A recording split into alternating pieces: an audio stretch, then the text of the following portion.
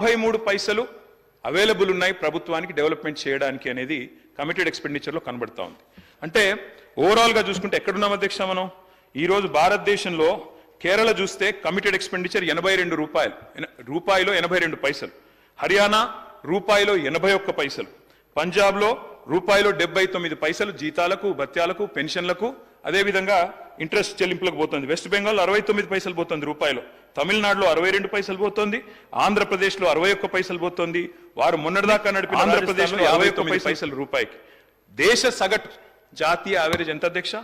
Committed expenditure development expenditure అగ్రభాగాన ఉన్నాం. 74% మొత్తంగా రూపాయి ఆదాయం వస్తే అందులో 56 పైసలు జాతీయ సగటు కమిటెడ్ ఎక్స్పెండిచర్. కానీ తెలంగాణ ఎంత అధ్యక్ష?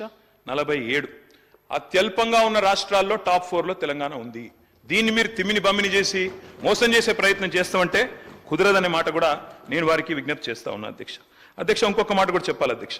ఇవాళ వడ్డీల కోసం జీతాల కోసం పైసలు జాలట్లేదు అనే మాట వారు మాట్లాడుతూ ఉన్నారు అధ్యక్ష. ఒక్క మాట వారికి నేను చేసే విజ్ఞప్తి, మీరు పరస్పర విరుద్ధమైన వ్యాఖ్యలు చేశారని నేను చెప్పాను. 47 పేజీలో సోషియో ఎకనామిక్ అవుట్లుక్లో మీరే చెప్పారు హయ్యర్ ఫిజికల్ స్ట్రెస్ ఉంది, 47 ఉంది కమిటెడ్ ఎక్స్పెండిచర్, దానివల్ల ఫిజికల్ స్ట్రెస్ ఉందని చెప్పారు. కానీ 44 పేజీలో మీరు చెప్పిన మాటలో అక్కడ మీరు చెప్పారు డెవలప్మెంట్ ఎక్స్పెండిచర్ లో Telangana top in the country 74% అని మీరే చెప్తా ఉన్నారు. What is right?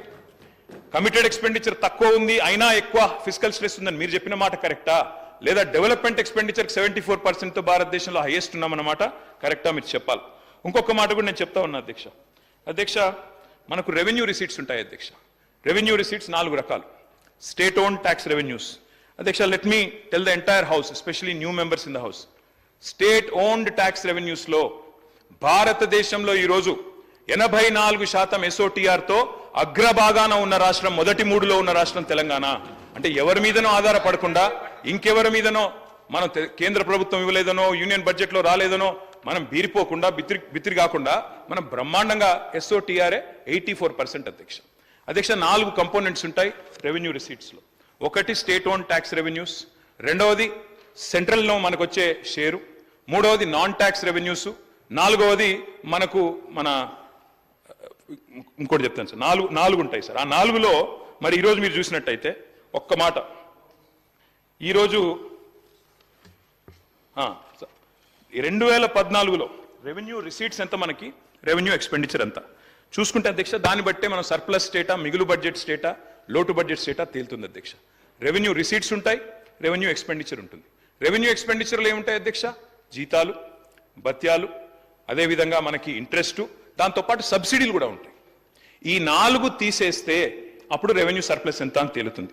మాటిమాటికి ఒక మాట అంటారు అధ్యక్ష, వీరు మిగులు బడ్జెట్తో మేము మీకు అప్పజెప్పిపోతే అప్పుల కుప్ప చేసిండ్రు, అప్పుల పాలు చేసిండ్రు రాష్ట్రాన్ని చెప్తారు అధ్యక్ష. నేను ఇవాళ చెప్తా ఉన్నా, I would like to set the record straight అధ్యక్ష. 2014లో రెవెన్యూ సర్ప్లస్ వాస్ 369 crore. 2022-23లో రెవెన్యూ సర్ప్లస్ వాస్ 5944 crore. నిన్న మీరు పెట్టిన బడ్జెట్ లో కూడా రెవెన్యూ సర్ప్లస్ అధ్యక్ష 297 కోట్లు. అంటే మీరు మాకు 369 కోట్ల రెవెన్యూ సర్ప్లస్ తో అప్పచెప్తే మళ్ళా మీకు అప్పచెప్పినాడు కూడా మేము 5944 కోట్ల రూపాయల రెవెన్యూ సర్ప్లస్ ఇచ్చిన మాట వాస్తవం కాదా? Revenue receipts minus revenue expenditure, అదే కదా రెవెన్యూ సర్ప్లస్. నేను చెప్పింది తప్ప? మరి అప్పుల పాలైపోయింది అంటే ఇంకొక మాట అన్నారు నిన్న ఆర్థిక శాఖ మంత్రి గారు, బాధాకరమైన మాట. జీతాలకు ఇచ్చినందుకు కూడా మేము అప్పులు తెచ్చే పరిస్థితి అన్నారు అధ్యక్ష.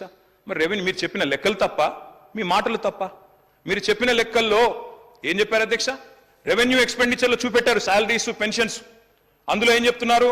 శాలరీసు, పెన్షన్స్, సబ్సిడీలు, ఇంట్రెస్ట్లు అన్నీ పోగా 300 కోట్ల రెవెన్యూ సర్ప్లస్ ఉందని బడ్జెట్ లో చెప్తారు. కానీ ఇక్కడికి వచ్చి మాత్రం మాటల్లో, స్పీచ్లో ఏం చెప్తారు అధ్యక్ష? జీతాల కోసం అప్పులు తెచ్చే దౌర్భాగ్య పరిస్థితిలో ఉంది రాష్ట్రం అని చెప్పడం సభను తప్పుదో పట్టించడమా కాదా?